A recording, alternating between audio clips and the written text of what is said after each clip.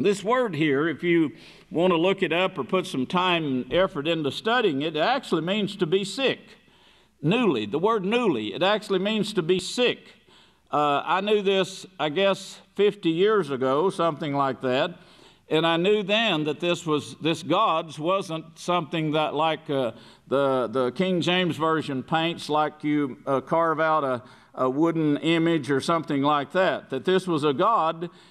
This God, whatever it was that we were taking into our bodies, and the very fact that you take it in, that it causes you to get sick, actually means that you take it into your body in some way. And then Yahweh tells us, not to follow these gods, because these gods cause these diseases to come upon you. The thing that you have to face is that if that disease is making a natural comeback, as we think maybe it is, and we start using antibiotics against it, it's going to find a way to be resistant. And something like that is truly terrifying. Are we looking at the possibility of new plagues? Well, we've got one. I mean, AIDS. Yeah, no, that's what I'm saying. But beyond AIDS. Well, yes, we are. And what are they? I mean, what offers that potential to be, quote, for the lack of a better word, the next AIDS? Is anything new in the fight against AIDS? What's new is, unfortunately, a new sense of despair about how we are really going to combat AIDS.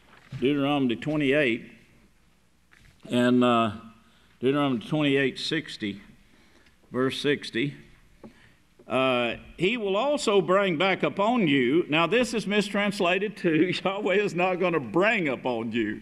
In fact, he's begging you, don't do this. If you do this, you're going to cause these things to take place. But King James, I've explained this to you before, but I want you to understand what King James did, what the Catholic Church did in trying to turn people from the laws. They saw they couldn't hide the Bible anymore, so they just redid it. And they put things here like Yahweh is angry, so he's going to bring this upon you. He's going to slap you with a disease, throw a bundle of diseases at you, and so forth. No, in verse 60, he will also bring back upon you all the diseases of Egypt. No, you're going to bring back upon yourself. You start doing these things, is what the Scripture says here, correctly translated, and you will bring back all the diseases of Egypt, which you were afraid of to begin with.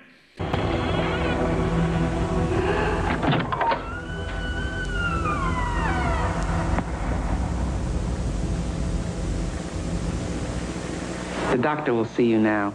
One night a year ago, Vanessa got high with some guy and forgot everything she learned about preventing AIDS.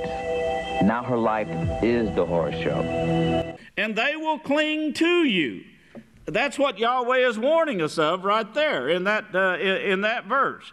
Because there's no vaccine, there's no, what, around the corner? There's certainly no antiviral drug around the corner that stops AIDS in any effective way. It postpones the symptoms for a while, but that's about it. The infection, brethren, is still there according to these articles, the latest scientific reports, and they cannot.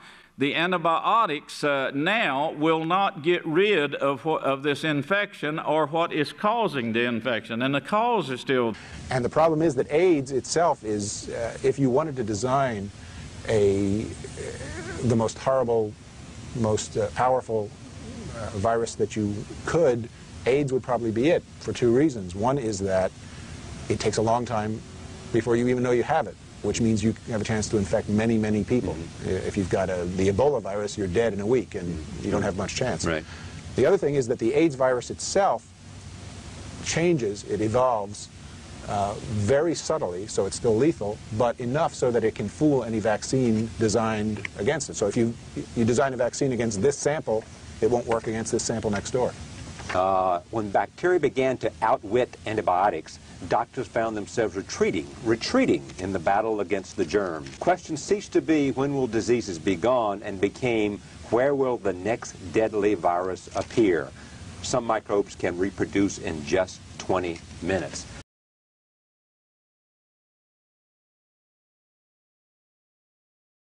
Scientists can never be certain. That's one of our weaknesses, as you well know. Science today is just fighting against the laws of the Bible and trying to go around them and find loopholes and so forth where they can get around them.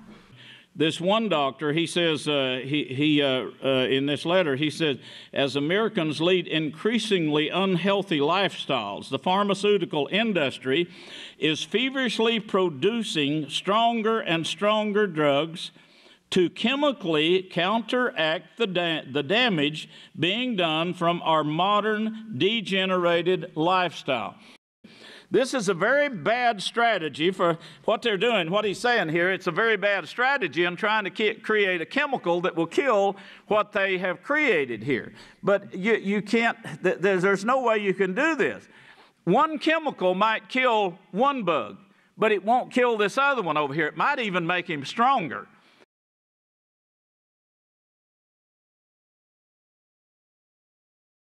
Canada, environment, government, such. Let's set it up. Oh, the environment, such an attention hog these days. If it ain't global warming, it's greenhouse gases or the melting Arctic, if you believe it's even happening. And by the way, most scientists do. You've probably heard of this little thing called the Kyoto Accord. Kyoto, Japan, 1997. Scientists and political leaders from all over the world met to debate the causes of global warming. Excellencies, honored guests, distinguished delegates, ladies and gentlemen, welcome to Kyoto, to the United Nations Framework Convention on Climate Change. The Kyoto meeting concluded that we must limit CO2 emissions to prevent disaster.